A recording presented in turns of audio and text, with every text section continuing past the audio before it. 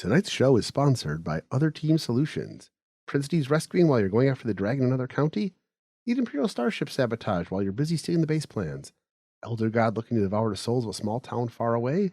When your adventuring party has gone after the main plot, you need someone to help resolve the subplots. We aren't the best of the best. We're not even the best of what's left. But we are the other team, and we've got nothing better to do. So, go stop the bad guy, knowing that the other team is doing their best to handle plots left in the background. That's Other Team Solutions, getting something done while you're busy. Other Team Solutions not responsible for cataclysmic fallout from your party prioritizing the wrong plot hook. This is the Misdirected Mark Podcast, a podcast about gaming, game mastering, and entertaining you, our listeners. We are explicit, you have been warned, and I'd like to thank Mike Willard for letting us use his music on our show. Now let's pick up those mics and get on with this thing. So, welcome to the 495th episode of the Misdirected Mark Podcast. Tonight we discuss living campaigns in your tabletop role-playing games. But first, my name is Jerry. Chris. And I'm Severus Snape.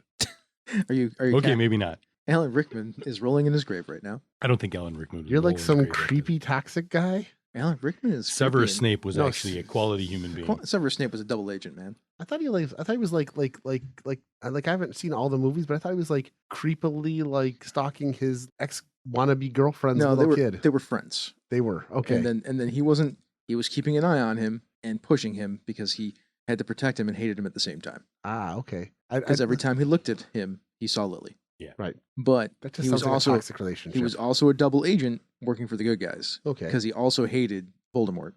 He who shall not be named. Because Voldemort killed Lily. Yeah.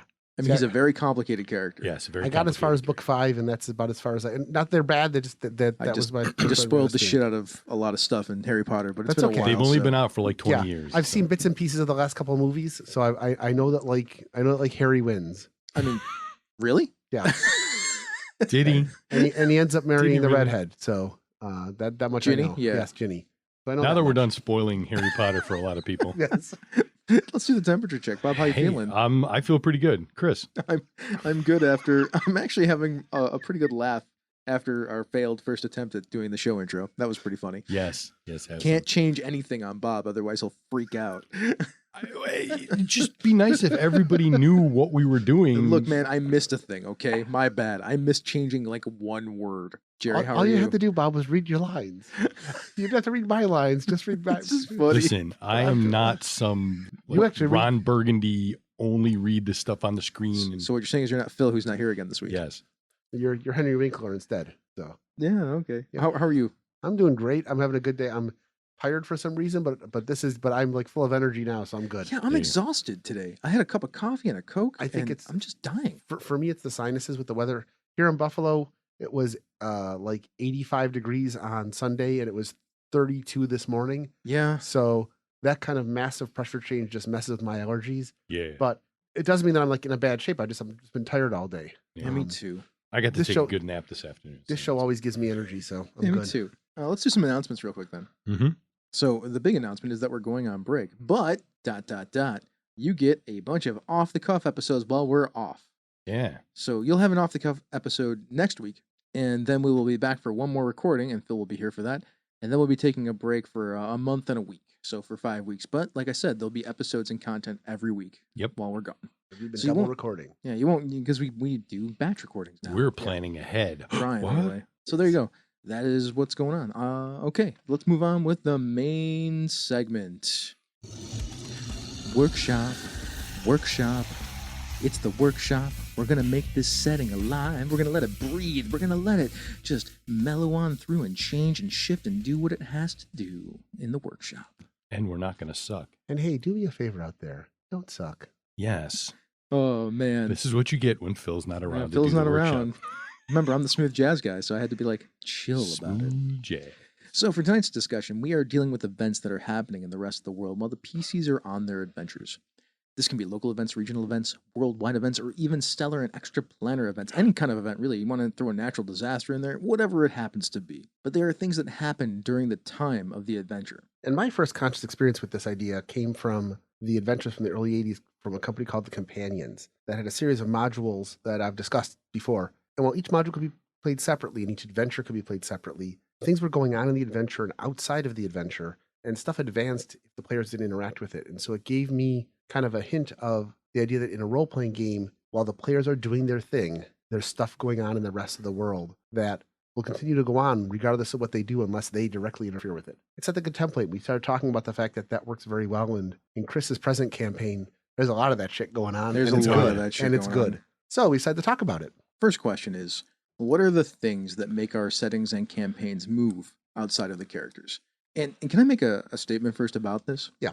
When it comes to tabletop role-playing games, I think it's a good idea for a lot of epic fantasy styled stuff that the player characters, they're the main characters, but they don't necessarily have to be the most important characters in the setting. They're not the most important characters in the setting.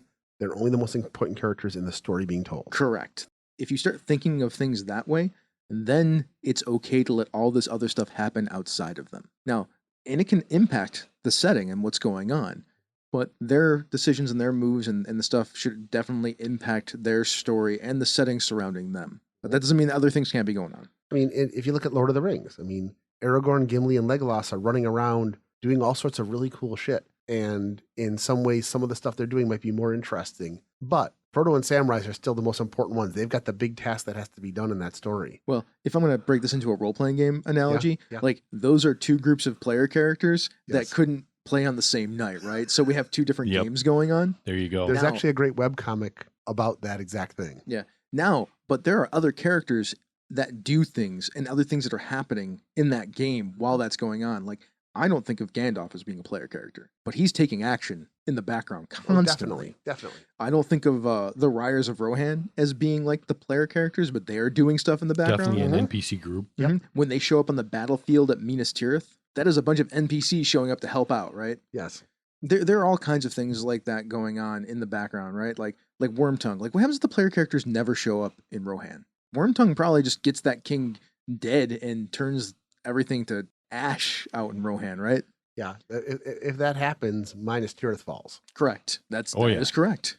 But the king in Minas Tirith too, like they're doing things too while all this bad stuff is going on, and Faramir is also taking action. Yep. And to me, he's an NPC in that story too, that is Yes. doing things outside of what the player characters are doing. Exactly.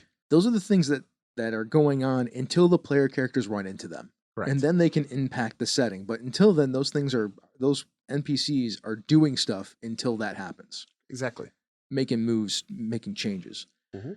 I think some of the other things that help make the setting and campaign move outside of the characters is thinking about, I mean, we were going to talk about geopolitics tonight, but then we got a little bit broader with this topic. But the geopolitics of your setting actually can help with a lot of that. Yes. What are the different countries and the different setups doing for your setting? And how do they interact with each other outside of what the player characters are doing? They can actually create plot hooks and stories that go in and impact what is happening with the characters. Mhm.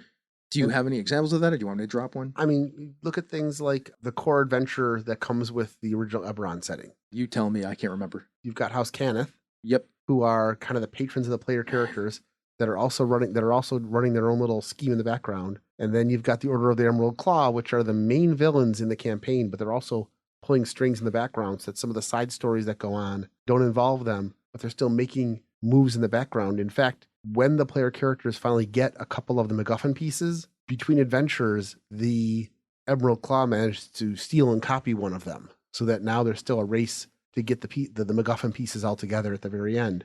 While they're an adversary, there's also other groups in the background making things, and of course, depending on the makeup of your party, the other houses are going to be making moves as well. So if you're not running your game week to week and like planning your game week to week, I mean, Yeah. I don't have anything planned for next week, but you have an actual plan for like what's going on in the world. And the MacGuffin Hunt's a great example of this.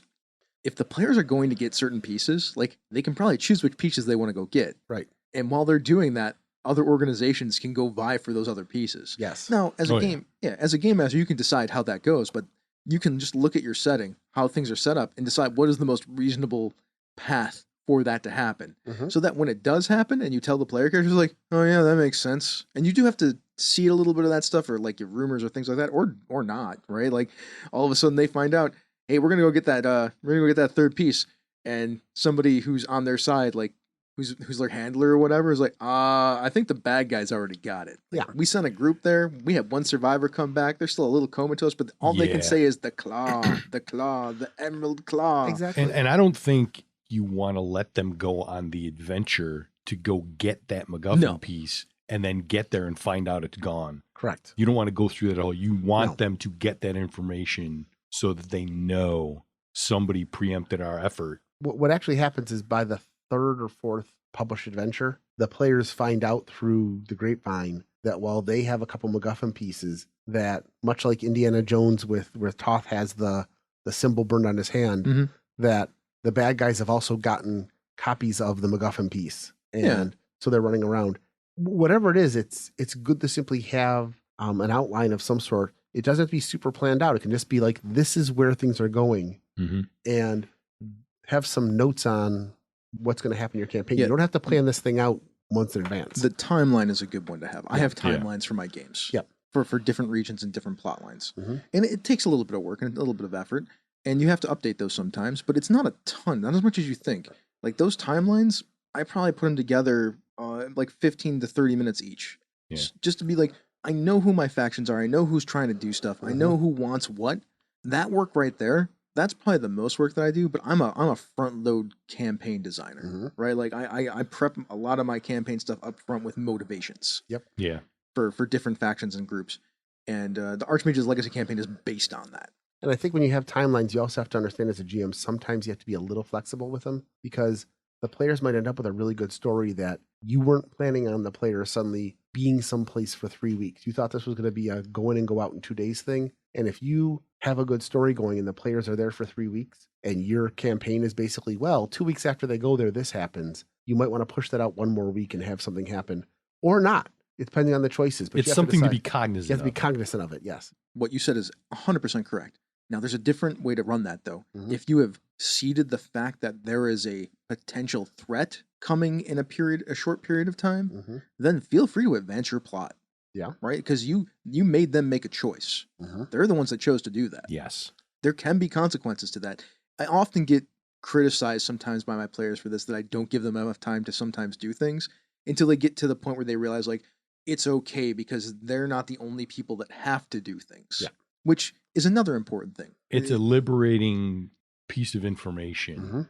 If you're cognizant of all of that stuff, knowing like we aren't the only ones that have to solve all the problems. Correct. Yeah. That's something that you have to be careful of, that you have to be cognizant of, and your players, because when you set up that timeline, you need to be aware of the fact that if you've got a really good story going, you don't want the players to cut a good adventure and encounter down just because they feel like they have to go do something else. Go ahead. Can I provide 2 examples of what I'm talking about? Yes. I think it'll help illuminate what we're saying here. So in my Archmage's Legacy game, which Bob and Jerry play in, they went to Bob's Kingdom of Alvar to stop the bad guy Tanaril from basically destroying Alvar and turning everybody into Onyx bad people. While that was going on, there was another plot line going on in the background, which they could have gone and done that instead, where there's a dragon that has 1 wing, that has a kobold army essentially at his disposal, that has those kobolds, has threatened the city, said he's going to do some terrible things to the city if they don't turn over a particular artifact, because everybody knows that this thing's out there. So the kobold's plot was to plant a bunch of bombs around the city, and basically it's essentially a terrorist attack, right? Now, the group, Bob and Jerry's characters, they're part of the Crosswater Adventuring Company, and the Crosswater Adventuring Company is bigger than just the 4 of the player characters. There's like 25 members in the Crosswater Adventuring Company, and they know these people. Some of them are like, Jerry's character's granddaughter is a part of it. Bridget, who plays in that game, her brother is a part of it. We mentioned them a week ago. Their group of people went and dealt with the kobolds. Like, they handled that problem. Now, I chose as a game master that they would handle that problem because I like the idea that there are competent people out there other than the heroes. Yeah. I can't stand when there is nobody else competent that can handle anything other than the heroes. And that's a fine line to go through because you want them to be competent. You don't want them to overshadow the heroes. Of course not. Which they don't. You can get into the risk of what, for me, unfortunately, was one of the things I didn't like about the Adventurers League was the idea that because everybody was playing the exact same campaign adventures every week, there was this idea that if we fail, it doesn't matter because somebody else will solve the problem for us. So you have to have consequences for actions, which Chris mentioned earlier. But the idea that there are competent people out there that will handle things for you when you're not there make a huge difference. We saw that when I ran my Fusion Fantasy campaign, the players had basically, by the time they were 12 or 15 sessions in, they'd taken over a town. And they'd been just using it as kind of a dumping ground for all the friendly NPCs they encountered. To the point that when they weren't there, something happened. And one of the player characters' low-level, like 1-point enemies, showed up in town gunning for him and went after his apprentice while they weren't there. The fact is they'd set things up so well that he basically came into town, and put it in D&D terms, basically a like second or third level character came into town gunning for the apprentice of like a 10th level mage.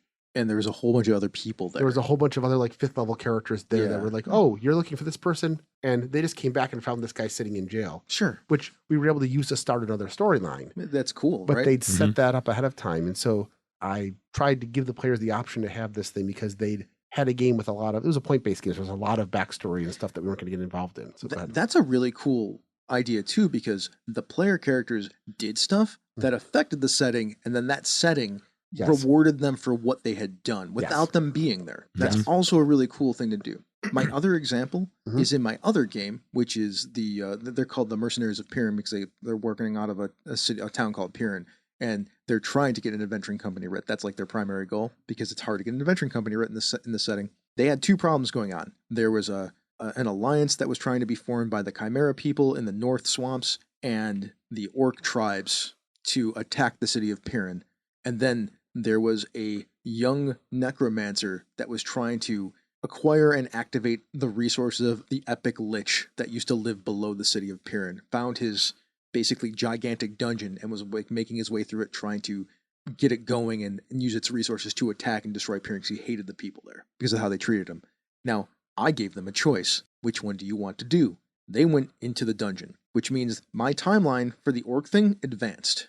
Now, the orcs are not attacking Piran yet, but they have missed their opportunity to go and stop the orc tribes from joining the Chimera people. Right. The orc tribes have already the alliance is there now. The alliance is there now. Like, that is the consequence for that action. And they knew that. It was well established that they had to make a choice, and probably bad things would happen either way. So when they came back up to the surface 6 days later, they had this problem. But they also had other resources, because they made a bunch of friends with like sentient golems down in the dungeon, and the wife of the lich before he was a lich, who was still alive after being time locked for a while.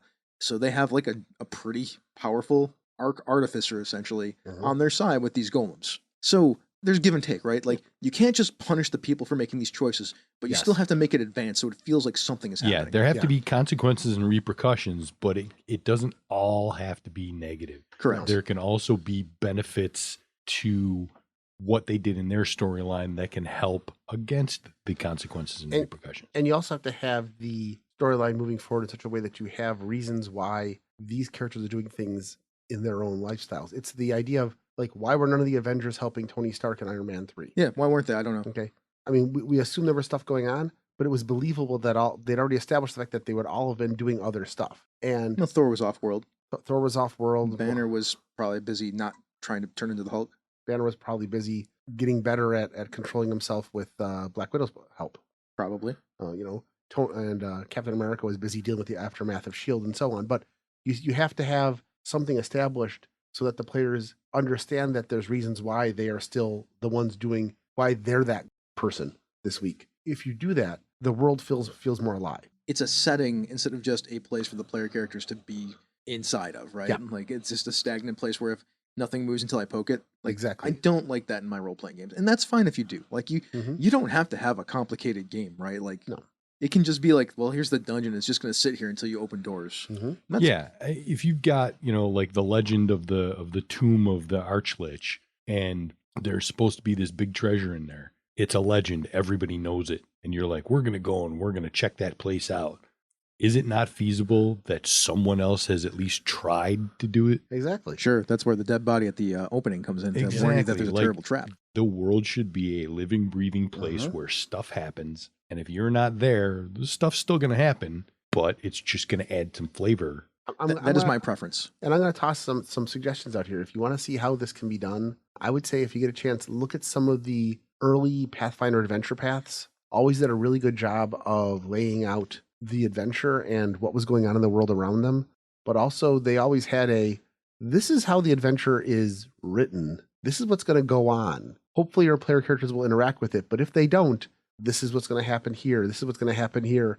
And in some cases, it says either this happens or this happens. But one of these two is going to happen based on what the players do. It's good. To me, that is exceptional Yeah. adventure design. And if you look at it, they tend to keep that down to half a page. It's normally like a typical Yeah. module page under one And picture. man, you don't need a lot. No, right? you You don't have to get super detailed unless you really, really want to. But the more detailed you get, that's like doing 60 pages worth of campaign prep before you start the game. Is it all going to get used? No.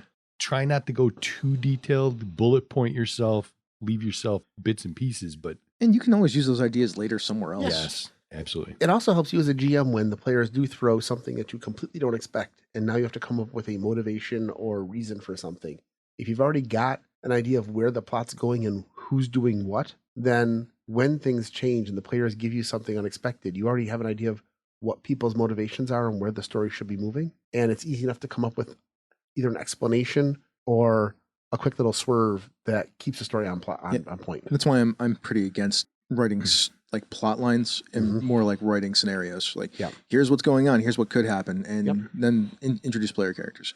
And like you said, those 2 choice points are actually a great design methodology. But like Jerry said before, in the books, those Pathfinder adventures, they weren't very long. For us, it can even be shorter because we're writing notes for ourselves. Yeah. It can be 6 words. Yep. Both of those things can be 6 words. Like, they're going to do this or they're going to do this because only you need to know how it works. Right. Yeah. Let's move on to the next question. So is there a difference, or what is the difference between local, regional, and larger events? I think it's just fractal. It's fractal, and it really depends mostly on the size of your game. If your campaign is going to be focused almost entirely on these 3 towns, then you need to know the local events and the regional events are important, and the events that are going on in the world outside of there. You still need to know that, but to be honest, unless it's going to directly impact those 3 towns, the battle between Bobistan and Chrysopolis. Chrysopolis rules. Bobistan for the win, please. We already lost. You already lost that game this past week. Yeah. So We were talking about fantasy football. Sorry. If that's happening 1,000 miles away, the players may still hear about it, but it may not directly influence the game itself. But if you know that it's important to the world at large, it's worth every once in a while having somebody mention it, because that can give the players motivations, and then you can decide how important it is. But really what it comes down to is how important are the events to the campaign, and then how important are the events to the setting outside the campaign. Exactly. So far, your campaign has been focused on like these 3 little towns that are in proximity on the coast, right? Ooh. And off to the west, you've got like a big city. And then farther out west from that, there's like the Badlands where like, you know, a lot of the monster races and stuff live and everything like that. Good setting. Yeah. And you have a scenario in the background where if X happens, the monster races are all going to join forces and they're going to march on that city. And if certain things happen, somebody doesn't get to that city in time from your campaign area for whatever reason. Somebody like a messenger is supposed to carry some very vital piece of information that came in from the port, and they don't get there. And so the defenses of the city aren't ready. The monster races override that they overrun the city and they start marching east. Now it becomes a problem for you guys because you've got a horde that's coming for you. Yeah. Whereas if the defenses are ready in the city, maybe they hold them off and, you know, everything's cool. So there's ways that you can build those things so that the larger world could potentially have an impact. So this is fascinating because you just basically set up a geopolitical situation. Didn't I? There is a city, there are 3 towns, there's a coastline, there's a Badlands. There's a monster horde in the Badlands. Yep. If that monster horde even just marches on that city and sieges it, that's going to disrupt trade in the area. That means everything for these poor 3 towns out here is going to get worse. Yep. Prices are going to go up. Farmers and peasants and people like that are going to starve, and people might resort to banditry at that point. Even if they win, bad things can happen. Yes. In the area long term, like, and that's a thing that you can think about in your game. Like, yeah, we won, but why is it that bread now costs twice as much to make? Because the city needed to absorb a bunch of the resources in the area to help siege up against the enemies. Also, even if they siege that city, that means that army will probably swarm around it and start taking the resources from the farmlands near the towns that are in the back. So even if there's a siege, there'll still be, instead of a horde, you're still dealing with like patrols and groups rampaging around. Yep. It's really an interesting idea for how that progresses. You're essentially fighting a war, right? Like, this is a war. And there are things to think about with that. Also, you have the ocean. So on the bright side, at least you have, as long as you keep the sea there, you have a vital source of food and whatnot because you can fish it. And you have to keep that in mind too, because it makes like if the focus of your campaign isn't supposed to be about the war, you need to have reasons why the players aren't getting involved. If this army attacks the city, what's going on in that city and why aren't the monsters just rampaging through the towns afterwards? You need to have that idea in mind with your world. We're going to fall back on this real quick to one of the off the cuff things we talked about is running games in established worlds. Sometimes that can be a hindrance because you need to make everything go logically within your own game systems. You can design things to work the way you need them to. I'm going to tell you, if you don't want the focus of your game to be that war and this is the region, then don't have the war happen. Exactly. Like that's not there. If you happen to have that war happen, it's got to be a part of the game. Yeah. Your people live there. They keep their stuff there. It's going to be important. I would imagine all the people they know live there. What I'm saying though, like if the players come to the game and they're expecting to do like coastline adventures and dungeon delving and dealing with the townspeople there and stuff, and all of a sudden this war occurs nearby, you need to also be upfront with your players that this is kind of what the game's about. Yeah, you should do that in session 0 for sure. Yes. We're playing a game about an invading horde. Deal with it. I mean, if like that's the point of this campaign. That's my idea. Oh, we were hoping for dungeon delving and like piratey adventures and things like that. I'm like, all right, I won't do the war then. Yeah. I'll just have a bunch of pirate captains making problems along the coast. Instead of a horde of monster races from west, it's suddenly a group of Sahuagin and seafaring monsters that are assaulting the coast. From the east. Yes, sure, exactly. sure, why not, right? Exactly. Surprise! And that's why it's important to have that. You can seed all that in your adventure and give kind of the hints of what's going on. It also gives you a chance, if you're prepping it ahead of time, to listen to the players and how their characters react to whatever news and rumors you're dropping in about what's going on. Also, the Sahuagin and the whatnot in the ocean, they have a very different effect on the geopolitical climate of the Absolutely. region. Yeah. Like now we can't fish everything really well. Here's another thought, all right? So you sit down and you're like, I've got this idea where we can do this thing with the war and whatnot. Mm-hmm. And the players are all like, well, we want to do like a bunch of, localized stuff, some seafaring, coastline stuff, some dungeon delving. It's like, the war really wasn't something that we, had in our sights as something that we really wanted to hit during the course of this campaign. It's like, cool. Okay, that's good. That does not mean that you can't seed certain things and dangle some bait and then see what the players do with it. Because they may decide after a certain NPC gets harassed that's like one of their good buddies or something like that.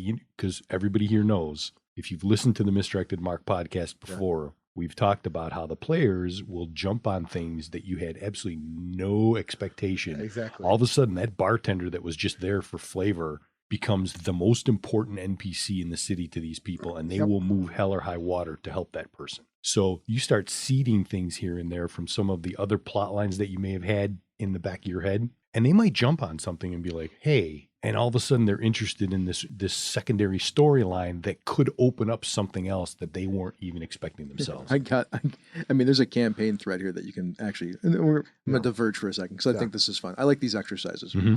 So you have the Sahuagin, right, that are now raiding, and they have maybe some piratey allies that are human, that are working for the gold and whatnot with them, and it's nice to have these allies that can use the waterways and whatnot and give them bases to use. The real point is the Sahuagin are kidnapping people so that they can use them in a giant sacrifice to raise their god, which if they raise their god, it's not just the god of the Sahuagin, it's the god of like all monstrous races, which is the event that would actually get all the people in the Badlands to get together and assault the city. Because they're not really assaulting the city, they feel like the city and the humans are in the way of them getting to the coast to stop the Sahuagin god and all those gods from actually like rolling in and taking over the world. And now there's like factions, right? Like, and you're just between a rock and a hard place as adventurers, and you're pivotally in the middle of it all. So your first story arc is this piratey dealing with the Sahuagin and their evil temple that's under the water that you have to go dungeon delve into. And when you get there, if you can even partially stop it, might keep the hate underwater adventures. You just put them in the car. You got to be careful with them. Yeah.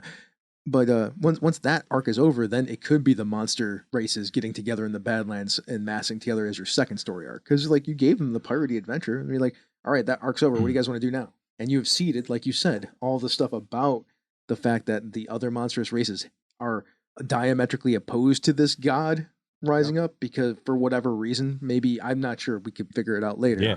But they have a reason now to come here, overrun you, and get there. I always think about the first adventure of Rise of Tiamat, where the players come up over the hill and see the town of whatever town it Green was. Hilt or whatever. whatever. Greenfield. Greenfield. Being attacked by the green dragon. Just walk away. And the party I was in, we're like, well, fuck no. And we just turned around Like that's a dragon, dude. I'm not going there. That's a dragon. I don't know any of these people. I have no reason to be here. We're leaving. And the GM didn't know what to do with it. Yeah, cajoled us to go back in. Then we got to the city and the adventure is written so that like none of the NPCs are sympathetic NPCs. Why are we staying here? That's It's- poor. Look, man, poor it's design. it's a bad adventure to reference. It's a bad adventure. Yeah. But I'm saying it's something that to think about though, because you need to have stakes in this. If you're going to have a big geopolitical system, you got to make the players care about the game. Mm-hmm.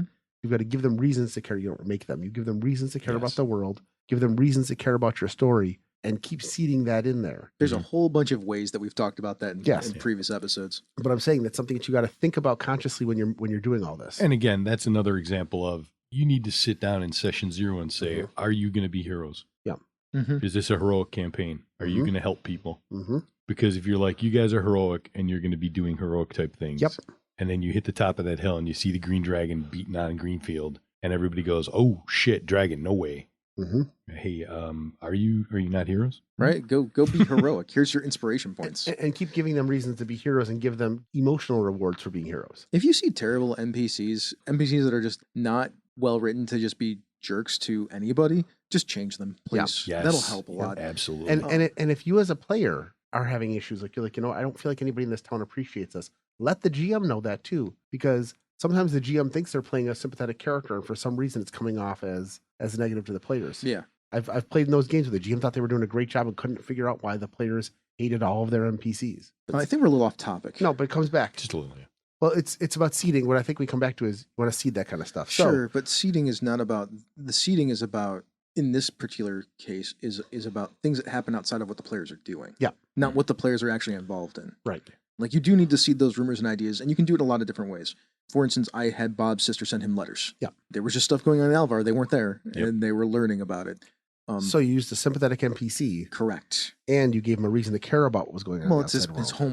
homeland that Yeah. he built himself, Right. right? Right, but what I'm saying is you gave him a reason to care about. He gave himself a reason Okay. to care, which That's- is the same thing. Yeah, that's what I'm saying though. You want to make sure to find out what the player characters are going to care about and tie that back into the geopolitical or the living world. Well, that's when you can motivate them. Yeah. That's how you motivate them. Like you can have these things moving around in the background, but then you have to find a way to motivate them to do something with it Yep. Mhm. at some point. That's a good way to get back to the actual point of this. Let's talk about the next question, which is how much to keep in the background at one time. I'm actually not sure what the answer to this question is because I will spin many plates if I want to. Yeah. This is one of those things that's like, how much prep should I do? How much fun is it for you is the Yeah. question. And how much can your players pay attention to? That'll be Now, you important. could have as many plates spinning in the background as you want, but if the players are constantly only referring to one or two of them, those are the ones you want to make sure to keep bringing up unless they're not important. Not only that, but that means that your players are probably only attentive enough to pay attention to one or two things. Yeah. Yep. Because I've had players that have paid attention to like 4 things. Yeah. I think 3 is a good number for me, usually. Yeah. For the players, it's for me. I usually have 6, That's why I said but I'm weird. That's why I said 2 to 4 is manageable, but it also depends on the number of players. When I was running my game with 8 players, there was lots of stuff going on because every character had ties to different things. Yeah. There were a couple of really big ones, like what were the 3 main city states doing in the background? Why was this particular army bent on killing the player characters over and over again? That sort of thing was important, but also there were the little things going on. What's going on is going to depend on how much fun like you said, how much fun are you having with it? Because sometimes you can just have stuff going on in the background that you mention and the players might never actually encounter the players, but it helps to build the world and it's interesting to you. And that makes a difference. It needs to be a balance of what your players can handle and what you can handle. I mean, everything should impact the campaign at some point or another, or else why are you doing it? You're doing it because it's fun for you. Yeah. It doesn't matter unless it comes to the table, right? Right. It doesn't play a role unless it impacts, and even in a small way, at the table. I'm like a 5 to 6 things going on in the background at one time person, but only like 2 or 3 of them are relevant. And it's also fun to seed them out there for the players because players may grab onto something you don't expect. Yeah, and it's about you have these ideas if you need them. Yep. That's a thing that I always think about. Like I have a thing in the background if I need it. And sometimes I bring it to the forefront if that's the story arc that I want to like focus on for a little while. Or Mhm. if that's a story arc that the player characters latch onto. Yeah. Like that is a thing. So how do you have conflicting events so that the players can make choices? We talked about that a little bit already. I Yeah. provided a pretty interesting example about that Yeah. with the dungeon below and the person that wanted to destroy the city of Piran, the town of Piran, Yep. the economic hotspot of Piran. and the orcs and the chimeras getting together to attack Piran. Yeah. Because, sacking Piran would be great for them because then they could just take it. Like, they Yeah. not just sack it, but occupy it. Because then they have the economic hotspot, which is their goal. Does anybody have anything else they want to say about that particular one? I mean, you've got in the notes tying it into the character backgrounds. Yeah. Yes. Like that makes anytime you tie stuff to the character backgrounds, you're doing everyone a service. Yep. Because the more it's connected, the easier it is to get the players to bite, and the more invested they'll be in something. If it's completely random, they may or may not. It can be super detailed, like, your character's brother is from this area, or it can be something as simple as one of the player characters has decided to pick up an affectation that they really like Vecchione brandy. And Piran happens to be the place where Vecchione brandy is made. It's very Scottish. And if they take the city, you're not going to be able to get any more Vecchione brandy. You have no idea how much that will motivate certain player characters. Oh, hell yeah. I'm not trying to make light of it. Sometimes that's all it takes to get the players invested. Yeah, it's whatever they care about, right? And the other thing I will always say though is when you set up one of these things that players are going to get involved in, always be prepared for the fact that they may solve it faster than you expect, and there's nothing wrong with that. They may come up with a solution. They may have been paying attention to your campaign world more than you expect, and suddenly they come up with an idea like, "Hey, if we do this and this and this, we can solve this problem much easier with some other things that are going on in the world." And that's okay. They're basically involving themselves in your world as well, which is fun for the GM. Yeah. And I agree. you do something different. Next question. How do you track background events? I have Google Docs. Google Docs is how I do it, and I use timelines. Yeah, That's this the is best way for me, flavor man. of the week Yeah. by GM choice. Yep. You know, Phil Just- would use OneNote. Yep. I like Google Docs, 3x5 cards during the game.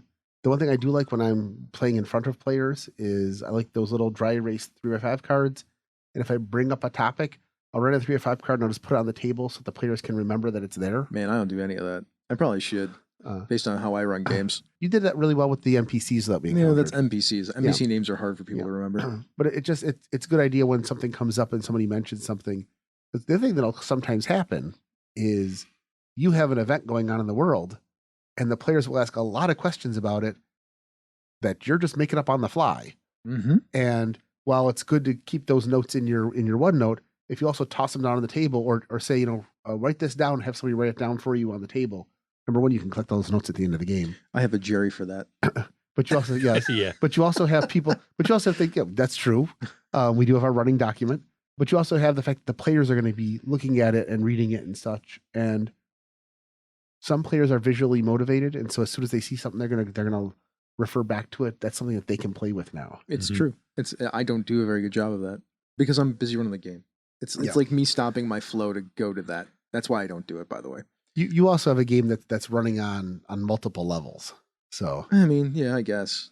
no, It is. It is. It is. You've got a lot of plates spinning in the background Mhm. that things are going on. So that's why If I started dropping those cards, it could possibly wreck some of that stuff that's going on.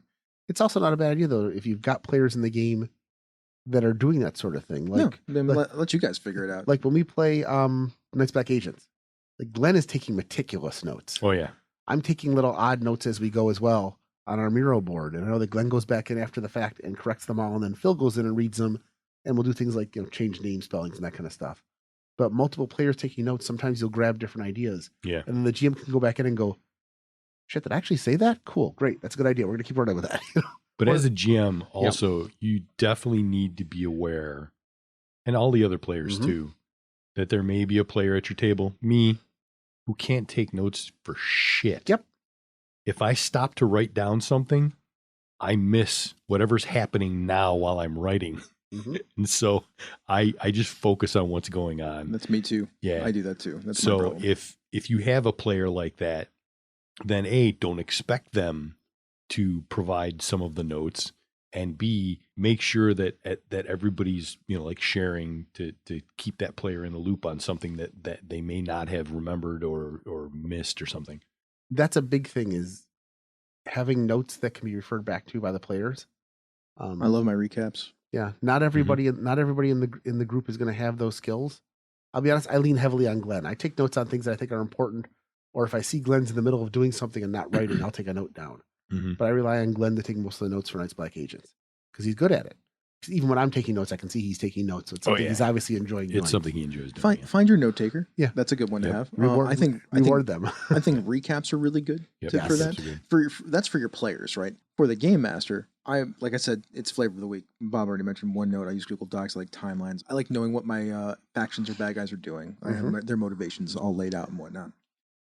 I think that's probably good for that one, for tracking background events. Yeah. I think these next two questions go together. Yeah, they definitely go together. How do you make them part of the larger campaign, and how do you blend them into the adventure, and how do you hint or foreshadow at them? Which there is a number of ways to do this, a ton of them. Yes. So, for instance, with Bob's character in Alvar, I had his sister write letters. Yep, sympathetic NPC. Yep. Or even a non-sympathetic NPC. Yeah, absolutely. That is a way to do it. Another thing, I had a character straight up say, I want to hire you to come do a thing. Yep. That has to do something with the overarching plot. The Duke of one of the countries was like, I'm an artificer and I got a spelljammer and I want you to come to space with me because I know you're all competent. Yes. Yeah. Because they're competent. They've established themselves a reputation. Jared did a thing in one of the online games we played. We were playing the Quest RPG, which is an interesting system. And we basically played employees of a newspaper. Oh, that's interesting. And he opened every session with the kid on the corner calling out the headlines. Yeah, for the newspaper morning. barker. That's cool. So, extra, such and such break in at this location of this thing and something was stolen or whatever, and stuff like that, which is a clever way to impart some of the information sometimes. I like the idea of rumor mills. Rumor mills is great too. If you've got the player characters happen to have an established area that they live or stay near that has a couple of gossip mongers. One thing you could also do is not just toss in gossip and rumors about the world at large. Once in a while, have the player's own exploits show up as one of the rumors. That'll get them really paying attention to what's going on. The drunk at the bar that they all hang out. You all hang out at this one tavern, and a drunk starts spewing out a bunch of stuff from over in a corner, and you're like, wait, did he just say lich? What? Like, what? Wait a minute. Look, this is where regional events can play into this too, and local events. Little Jimmy went missing, and his sister Jasmine. They were out in the woods, and they haven't come back. That's an event that foreshadows something else that's going on potentially. They're sitting in town, and they're always going to the bakery because the baker there always makes really good muffins. And this week there's no muffins. Why? Well, we haven't gotten any wheat in 2 weeks. Yeah, there you go. There was a routine patrol from the local garrison, and they found a dead ancient dragon in a field 2 miles to the north. Yeah. Nobody saw it happen. Why is there a dead dragon sitting in the field 2 miles to the north? Dead ancient dragon? Yeah, we're not going out there anytime soon. Our 3 towns near the coast. Yep. A ship comes into port and says, wow, did you guys hear about the thing that happened out? Yeah, there's tons of ways. So many ways to do it. Yeah. The basic idea is you need to deliver information to the characters that they don't necessarily need to act on right away, or they could act on right away. That is how you foreshadow this stuff, and then eventually give them something to act on so that it becomes part of the actual campaign. Yeah, you want to see rumors and hints and stuff in such a way that the players don't drop what they're doing to go solve this next problem. Especially if the story that you've got them on, the hook that you're trying to get them to go on, is more vital right now. But also be cognizant that depending on what they've encountered so far and who they're sympathetic to, they may very well just all of a sudden drop everything they've got and be like, we have to go over here. Exactly. That's a thing. Because players will do that shit. Yes. It's going to happen. Man, it happens to every game master at least once. Where you say something that you don't intend them to deal with right now, and they just are like, "Oh, let's go do the thing." And I'm like, "Oh man, that is not what I meant for." I don't have anything for this. It was just a rumor. I've heard so many game master stories that has happened to them at least once, maybe twice, usually more. It's like, oh god, what do I do now? Yeah, learn how to improvise at that point. And there's nothing wrong with telling the players like, you know what, I didn't have anything planned for that yet. Like, give me 5 minutes to put something there, or just say, I didn't have anything planned for that yet, but we'll follow up on it. And a good group of players is going to go, oh, okay, we'll come back to that next session. Yeah, you can do that too. Yeah, if your GM says that to you as a player, just give them a break and come back to it. Yeah. Number one, it'll be much better for all of you when they've got 5 minutes to prep this thing as you go, or a week, Unless you have one of those GMs that when they make shit up off the cuff, it's always amazing. I feel you like never know. I'm like 8 of 10 on that one, I think. I've run entire campaigns that way. Where there was a campaign, but that campaign established itself about an hour ahead of time. That was about it. As Yeah, the game went. those things happen. Yep. That is a completely different topic. All right. I hope you all enjoyed this topic. Yep. This is the idea of the living, breathing setting in your campaign. And I think it helps make the world feel a little bit more grounded. Makes the world seem alive. Yeah, alive. It's so weird to talk about it that way. It makes sense, but it always, like, the world is alive. The setting isn't just for us. Well, how often have you ever seen a show or a book or something where it feels like the only thing going on in the world is what's happening to the characters right now, versus when you have a book or a series or something on that line where there's a story going on here, but every time the story ends, you get a feeling there's something bigger going on. Dresden Files, for example. There's something going on in Dresden Files in the background. Yeah. Even though I've only read the first 3 books, but even that I know I'm like, there's stuff going on in that world that hasn't been touched on. You know, that feels good. My favorite moment in stories like that, and in tabletop role-playing games, is when the characters transition from being, and they're the main characters, but they're involved, but like tangentially or not like completely in all of the great world-spanning events or setting events that are like pushing everything around, and then become involved in them. All the stuff has led Active up to involvement. Yeah, the active involvement, because everything they've been doing is like dealing with like symptoms or problems or whatever, and they finally become noticed by whatever is really going on in the world. They've been skating around on the periphery, and all of a sudden they become embroiled in the actual big plot with the villain. And you're like, whoa. Oh, yeah. Let's talk about another show in the Misdirected Mark Network before we move on to the roundtable. Bob, tell me about one. Hey, there is a show called Bone, Stone, and Obsidian. All right. If you're a Dark Sun fan, this is your show. Jesse and Robert, they go deep dives monthly into the Dark Sun setting across all the editions of D&D, and they get in there. So if you're a Dark Sun fan, You want to talk about some moles? Let's talk about some moles. Mules? I don't know how to pronounce that word. Yeah. It's mules because it's supposed to be a pastiche of mule, which is very derogatory for those poor half dwarves. Yes, well, it was, I mean, it's Dark Sun. Dark Sun's a terrible setting. Yes. I mean, not terrible in like bad, but terrible in like it's awful to live there. Yes. Yeah. The burnt world of Athos. I love me a good Sorcerer King. We have a question now. And that question is, we're going to talk about a game or two that we played in where the GM had the world feel like it was moving with or without the characters making choices. I'm not going to talk very long because I've been talking about it all day. Yes, you have. The Archmage's Legacy game that we play has it everywhere.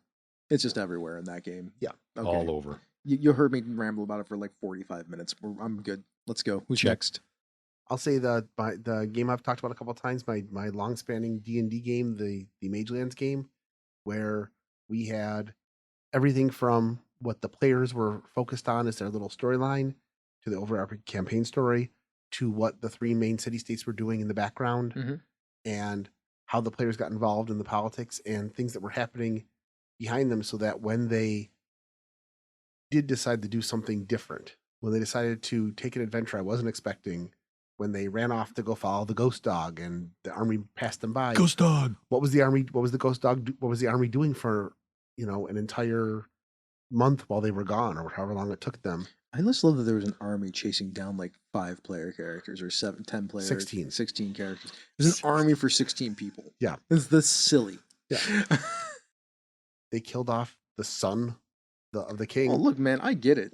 Mm-hmm. I understand, but it's like it's just funny to think of a marching army like chasing them down. It was like 300 or 400 people. It wasn't like tens of thousands. Sure, but it's like a battalion then, or a small battalion. Yeah. Or I don't know. I don't actually know what the sizes are for something like that. I don't know. All I know is that I thought that when the players got away, that was going to be the end of that. That they were going to go back to the city and deal with this and raise it. Instead, they're just hunted the army down and started picking them off bit by bit over the course of like 2 game sessions. To me, it's funny that the bad guys didn't send out like messenger pigeons or whatnot to all the corners of the kingdom to be like, be on the lookout for these 16 people and kill them, arrest them, beat them, destroy them whenever you see them. That would have been a smarter thing for them to do. They also weren't on the best. I mean, they just lost their crown prince, and the player characters were kind of in the area where that nobody ruled, so they weren't in the kingdom where the army was. The army was running around chasing them. Oh man, I was.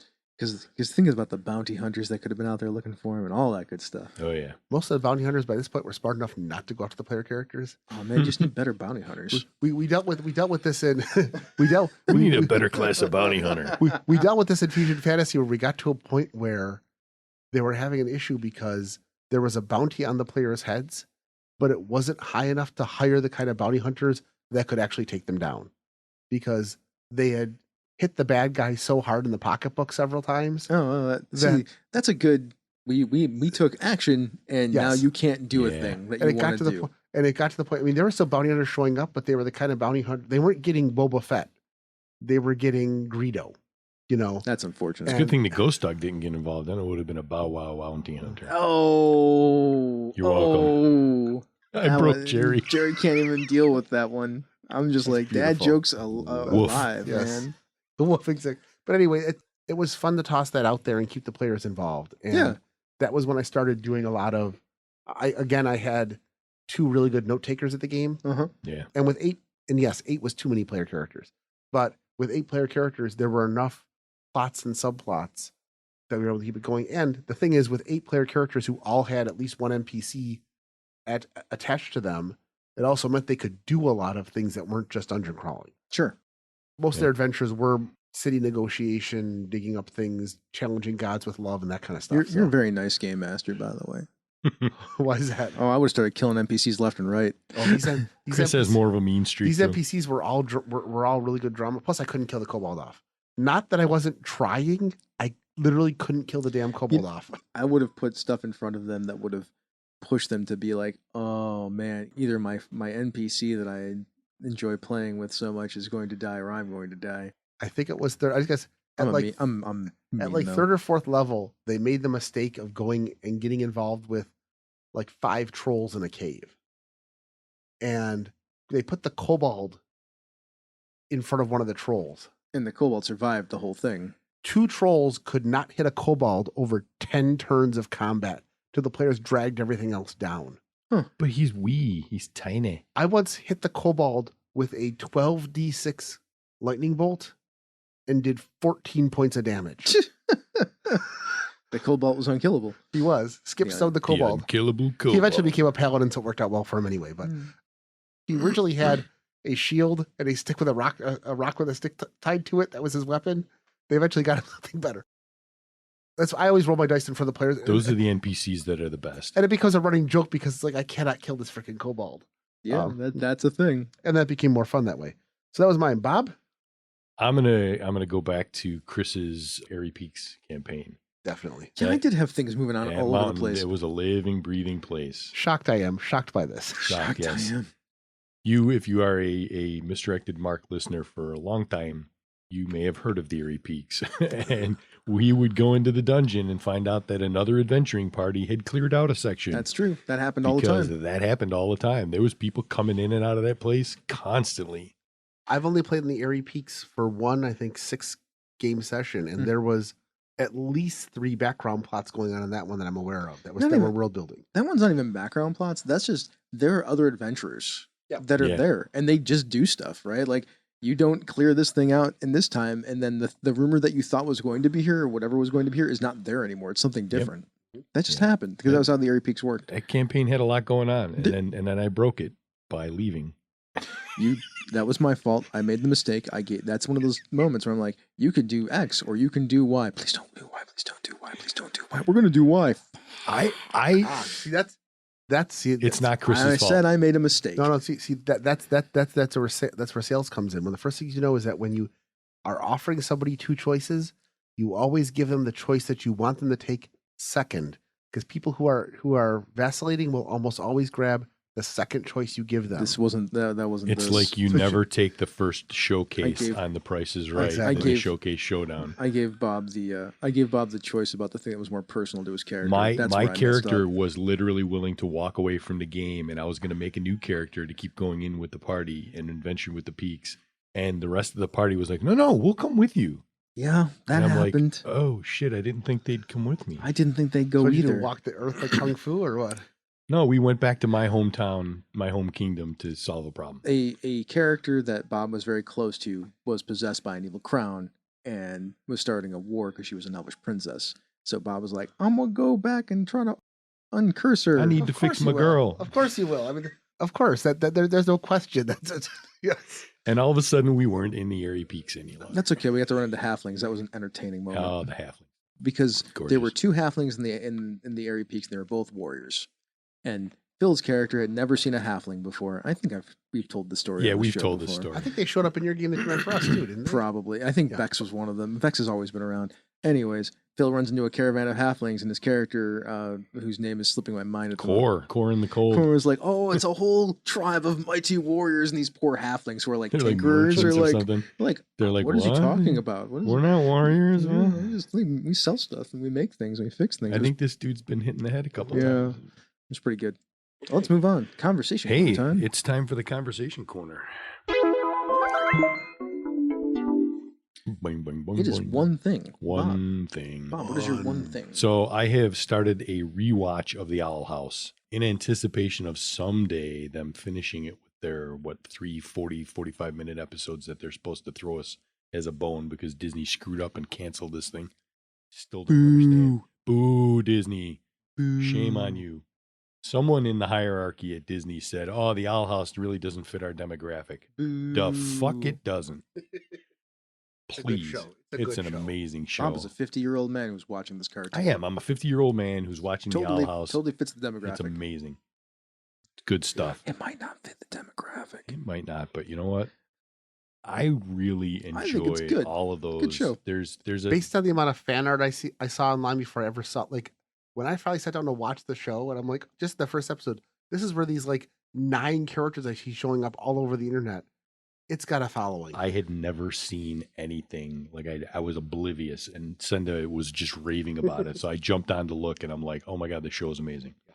So, and the voice talent is ridiculous. It is too. very good voice talent. It's very good animation too. Yes. So good Very good. times. I'm Good enjoying the plotting, too. Good rewatch. plots and stories. There Yep. are. I've only watched like 7 episodes, so Yeah, watch the whole thing. Watch the whole thing. It's good. Jerry. Jerry. For me, this weekend, we did not have our normal Knights Black Agents game because we had a lot of people That out of the area. It was Ox. This was Ox this weekend. Yeah, Ox. I couldn't show up. So we decided to just sit, and we went to Phil's house, and Phil got a subscription to whatever the new thing from College Humor is. Dimension 20s. Dimension 20s. whatever they're- Yep, whatever that Senda they're- got him. I don't know what that.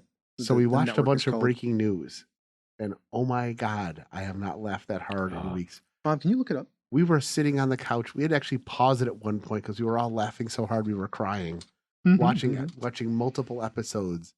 Dropout TV. That's what it's called. Dropout TV. But you can see some episodes of breaking news on YouTube if you get a chance. But Thank you, Bob. Thanks. You're welcome. But it's amazing. It was just it's fun to sit. To be honest, to sit with a bunch of your friends, eating Korean chicken, and then laughing so hard you're crying and can't see. It's a good release. It was a nice little release. It was very fun. This sounds like a good night. This whole weekend was good because we did a Yeah. bunch of stuff every night, so it was a lot of fun. Yeah, in addition to breaking news, we also watched a couple of episodes of what's the name of the damn game show? Game Changers. Game Changers, and there was some amusing stuff in there. The musical one that they did was just a masterclass in improv. Oh, that one is not. That's got its own name. It's a spin-off from. Yeah, from it Game is now. Changers. This was the show that they spun Oh, off. is Yeah, the it first was one? the episode of Yeah. Game Changers My- that they actually spun. My only complaint about the musical one was that I think that the jokes were few and far between. The songs were amazing. The talent was there, but it wasn't. I didn't laugh the entire episode. I was like, "Oh, I only That's laughed for clever. 25% of the episode and thought it was clever instead of laughing for 90% of the episode. yeah." I thought it was clever, and I thought it was full of Yeah, ridiculous. I was entertained. like if you like musical stuff, it's if we'd seen that one before we saw Breaking News, I think it was, like I got to that one, I'm like, Breaking News was funnier. Where's the haha? It's Yeah, like, well, where's- this one isn't supposed to be where's the- straight haha. This Yeah. is Yeah, Yeah. but it was super talented. I mean, it just oh yeah. to see these people improv. If you like improv music, it is ridiculously skilled. Mhm. It's still impressive, but Good Breaking times. News just made me just. Yeah, Breaking News was- I was laughing my Jerry ass has a off. preference. You can Yes. tell what Jerry's preference is if you listened. Yes, I like laughing. Yeah, I got that. Yeah. Ain't nothing wrong with that. He doesn't like the singing. He likes the laugh. Oh no, I like the singing, but not if it's supposed to be funny singing. It's got to be funny singing. Sure, yeah. It wasn't funny singing. It was just really good singing. But anyway, that I enjoyed it. I laughed a lot, and it was just It wonderful. was a to good have. night. Yep. I've been playing a video game called Solasta. Solasta is a company adventure games, I think they're called, put out using the D&D 5 rules, the 5.1 SRD for video game stuff. It is a really good adaptation of Interesting. the video game version of the 5th edition rules. I like it more than Baldur's Gate 3, which is based on the 5th edition rules and like licensed and produced by like a AAA game studio called Larian Studios. I'm having more fun playing Solasta than I am playing Baldur's Gate 3, and I've played them both. So if you like Dungeons and Dragons and video games, it's on Steam. It's a little pricey. It depends on if you like paying for video games or not. Like it's like $30. I think it's $29.99. Not bad, and they keep updating it. Like there's the monk, I know some people that don't like to pay money for video games. That's why I'm saying this. I don't mind throwing some money down for a quality video game, but Support your creators, man. yeah, right. Yeah. The game, it's good. Like it's fun. I like the dialogue choices. It feels like the combat's really, really tight, and the UI is fantastic to play with. Cool. I'm looking at it now. It's very cool. It is very cool. It's got that Baldur's Gate-esque third person perspective, top down isometric view thing going on, but it uses squares instead of like the radial movement, so it feels like a tactics game, and I like that a lot. I like tactics games, so that's me. too. I played Solasta. It's a D&D based video game. Very cool. Now I want to look it up. All right, Bob, want to give us some Patreon shout outs? Yeah, let's roll this thing out the door. Very, very big thank yous to Brandon Barnes, Brandon Michael Smith, Brantley Harris, Brian King, Brian Kurtz, Chris Steele, Good job. It was done well. Cubano, Eileen Barnes, Eric Mengi, and Heptalema. And thanks to everyone for listening to this. Man, if you enjoyed this podcast, let me tell you, you can get more content like this at misdirectedmark.com. We have over 1,300 podcast episodes sitting there So many. from a variety of different shows. And if that isn't enough, our Patreon has hundreds of bonus episodes, and you can go to patreon.com/MMP, and for $1 measly, which, that's nothing really, you can get all of those bonus episodes. All of They're them. just sitting there. And those 1,300 episodes include some of the other shows in the Mr. Director Mark Network, such as They're a Super Geek, Bonesaur Obsidian, Pandas Talking Games, The Gnome Cast, Bonus Experience, and the all-new Thaco with Advantage. Plus, you get back episodes of the incredible She's a Super Geek. If that still is enough content for you, I suggest checking out our sibling podcasts, Tabletop Bellhop, The Knights of the Night, GM Mastermind, and Mastering Dungeons. Then feel free to leave us some feedback. You can reach us directly using the weird, old, archaic, old man Logan-styled email at mmp@misdirectedmark.com. It'll tell you to get off your lawn. Or its lawn. Tell you to get off its lawn. That's how that works. Then you can go to Twitter, and you can either hit us up at misdirectedmark, at Robert M. Everson, at DNA Phil, at GM Gerrymander, or at The Light 101. That's me, by the way. I'll respond to you. In, I in Bob's defense, I think out of the four of us here, I think I'm probably the one who's the archaic one when it comes to interwebs. I mean, You sure. darn kids are too loud. I still want to call people instead of having them text me. I would rather have a text message than a phone call. Yeah, okay. Just not a text conversation that's lengthy. That's you better Jerry. damn well call me. That's Jerry then. Jerry's like, get off my lawn. But hey, you remember that Patreon we mentioned like 30 seconds ago, 20 seconds ago, whatever? Not very long ago. That thing, if you want to support us and other shows from Misdirected Mark Productions, you can do that at patreon.com/MMP. Your patronage will get you access to the after show podcast, our show notes, the Bamboo Lounge podcast, and sometimes we even do special releases, which we're going to get around. There's to. actually going to be more of those coming Yeah. very, very We have some soon. plans. We do have plans. We have schemes working in the. It's almost like the Misdirected Mark Network is a living campaign that has stuff going on. Good job. Whoa! What a callback! Good job. Way to fill the role of Phil. This has been a Misdirected Mark production. This is the media arm of Encoded Designs. Mic drop. We out!